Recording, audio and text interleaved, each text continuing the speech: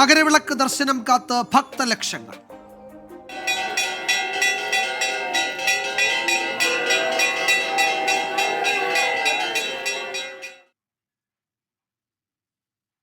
ഭക്തലക്ഷങ്ങൾ പ്രാർത്ഥനയോടെ കാത്തിരുന്ന മകരവിളക്ക് മഹോത്സവത്തിനൊരുങ്ങി സന്നിധാനം. തിരുവാഭരണം ചാർത്തിയുള്ള ദീപാരാധനയ്ക്കായി സന്നിധാനം തയ്യാറെടുക്കുകയാണ്. തിരുവാഭരണ ഘോഷയാത്ര വൈകിട്ട് സന്നിധാനത്തെത്തും. ശരംകുത്തിയിൽ ആചാരപരമായ സ്വീകരണമൊരുക്കും. ദീപാരാധനയ്ക്ക് ശേഷമാണ് പൊന്നമ്പലമേട്ടിലെ മകരവിളക്ക് ദർശനം. രാഹുൽ സുരേഷ് സന്നിധാനത്ത് നിന്ന് ഏറ്റവും പുതിയ വിവരങ്ങൾ നൽകും. ഒപ്പം അരുൺ രാജും ഞങ്ങളുടെ മറ്റു പ്രതിനിധികളും ശ്രീജിത്ത് ശ്രീകുമാരൻ നിലയ്ക്കലിൽ, MG പ്രതീഷ് പമ്പയിൽ, ടോബി ജോൺസൺ പാഞ്ചാലിമേടം, രാഹുൽ വിജയൻ പുല്ലുമേടം, ഈ മേഖലകളിൽ നിന്നൊക്കെ ഏറ്റവും പുതിയ വിവരങ്ങൾ, അവിടുത്തെ ദൃശ്യങ്ങൾ പ്രിയപ്പെട്ട പ്രേക്ഷകരിലേക്ക് അടുത്ത മണിക്കൂറുകളിൽ എത്തുകയാണ്. നമുക്കറിയാം സന്നിധാനത്ത് മാത്രമല്ല മകരവിളക്ക് ദർശനം ലഭ്യമാകുന്ന മുഴുവൻ സ്ഥലങ്ങളിലും വിശ്വാസികൾ, ഭക്തർ, തീർത്ഥാടകർ ഇങ്ങനെ കാത്തു നിൽക്കുകയാണ് പൊന്നമ്പലമേട്ടിലേക്ക് അവിടുത്തെ ദീപാരാധന കാണുന്നതിന് വേണ്ടി. അവിടെ നിന്നൊക്കെ ഉള്ള വിവരങ്ങളാണ് അടുത്ത മണിക്കൂറുകളിൽ പ്രേക്ഷകരിലേക്ക് എത്തുന്നത്. നമ്മൾ സന്നിധാനത്തേക്ക് പോകുന്നു. രാഹുൽ സുരേഷാണ് വിശദാംശങ്ങളുമായി ചേരുന്നത്. രാഹുൽ, ഇനി അല്പസമയത്തിനകം ഈ ശരംകുത്തിയിലേക്ക് അവിടെ നിന്ന് ദേവസ്വം ബോർഡ് ഉദ്യോഗസ്ഥരും അയ്യപ്പ സേവാ സംഘത്തിൻ്റെ ഭാരവാഹികളും ഒക്കെ തിരുവാഭരണം സ്വീകരിക്കാൻ, ആ ഘോഷയാത്ര സ്വീകരിക്കാൻ പോകുമല്ലോ. അപ്പോൾ അതിനുള്ള ഒരുക്കങ്ങളാണോ അവിടെ നടക്കുന്നത്? എന്താണ് അവിടെ നിന്നുള്ള മറ്റു വിവരങ്ങൾ രാഹുൽ?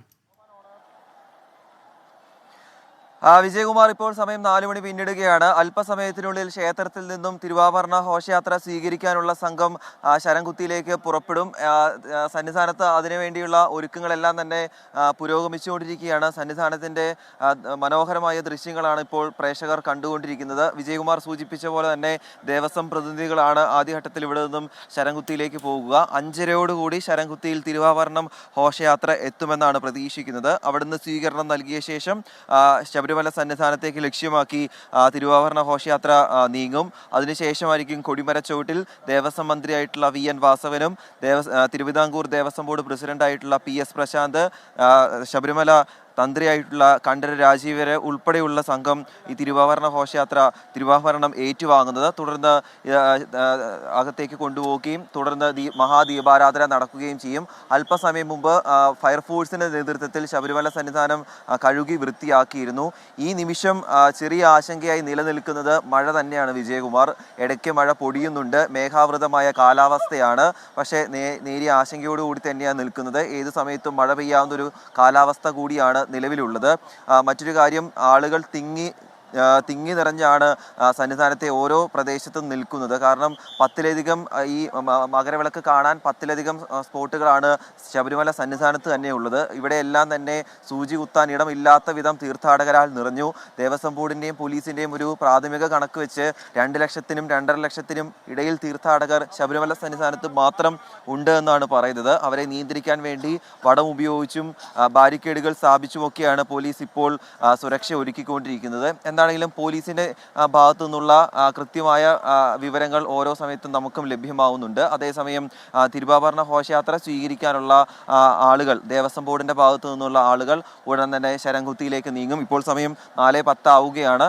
ഇവിടുന്ന് 4:30 സംഘം ശരംകുത്തിയിലേക്ക് പുറപ്പെടും. അവിടെ 5:00 സ്വീകരണം നൽകിയ ശേഷമായിരിക്കും തിരുവാഭരണ ഘോഷയാത്ര ശബരിമല ലക്ഷ്യമാക്കി, സന്നിധാനം ലക്ഷ്യമാക്കി ഇവിടേക്ക് എത്തുക. ഭക്തജന ലക്ഷങ്ങൾ അതിനുവേണ്ടിയുള്ള കാത്തിരിപ്പ് രാഹുൽ സൂചിപ്പിച്ചതുപോലെ തന്നെ അല്പസമയത്തിനകം തിരുവാഭരണ ഘോഷയാത്ര സ്വീകരിക്കുന്നതിന് വേണ്ടി സന്നിധാനത്തു നിന്ന് ദേവസ്വം ബോർഡിന്റെ ഭാരവാഹികളും അതുപോലെ അവിടുത്തെ ദേവസ്വം ജീവനക്കാരും അയ്യപ്പ സേവാ സംഘത്തിന്റെ വോളണ്ടിയേഴ്സും ഒക്കെ പോകും. ആ പോക്ക് തന്നെ ഒരു കാഴ്ചയാണ്. ശ്രീകോവിലിൽ പൂജിച്ച പുഷ്പഹാരമൊക്കെ ഇട്ടാണ് അവർ യാത്ര അയക്കുന്നത്. അവർ ശരംകുത്തിയിലെത്തി അവിടെ നിന്ന് ഇതൊക്കെ സ്വീകരിച്ച് ഇതിന് മാലയൊക്കെ ഇട്ട് കർപ്പൂരമൊക്കെ ഒഴിഞ്ഞ് പിന്നീട് വലിയൊരു ഘോഷയാത്രയായി, തിരുവാഭരണ ഘോഷയാത്രയായി നടപ്പന്തലിലേക്ക് വന്ന് 18-ാം പടിയുടെ താഴെ എത്തും.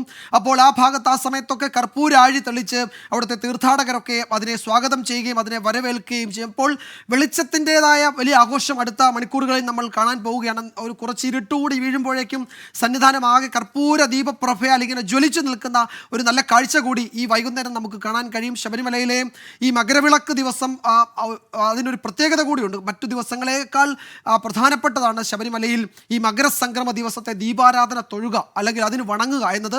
അത് വളരെ പ്രധാനപ്പെട്ടതാണ് വിശ്വാസികളെ സംബന്ധിച്ച്, അയ്യപ്പധർമ്മ വിശ്വാസികളെ സംബന്ധിച്ച്. അപ്പോൾ അതിനൊക്കെ വേണ്ടി സന്നിധാനത്ത് ലക്ഷക്കണക്കിന് ആളുകൾ കാത്തു നിൽക്കുന്നുണ്ട്. ഇനിയിപ്പോൾ ആ ദിവസം സന്നിധാനത്ത് എത്താൻ കഴിയുന്നില്ലെങ്കിൽ സന്നിധാനത്തേക്ക് നോക്കി നിന്ന് ഒന്ന് വണങ്ങുക.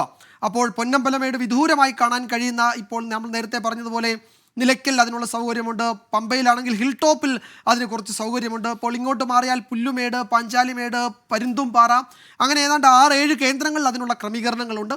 അവിടെയൊക്കെ തീർത്ഥാടകരിങ്ങനെ എത്തുകയാണ്. വലിയ ജാഗ്രത ഈ ഭാഗങ്ങളിലൊക്കെ പോലീസ് പാലിക്കുന്നുണ്ട്.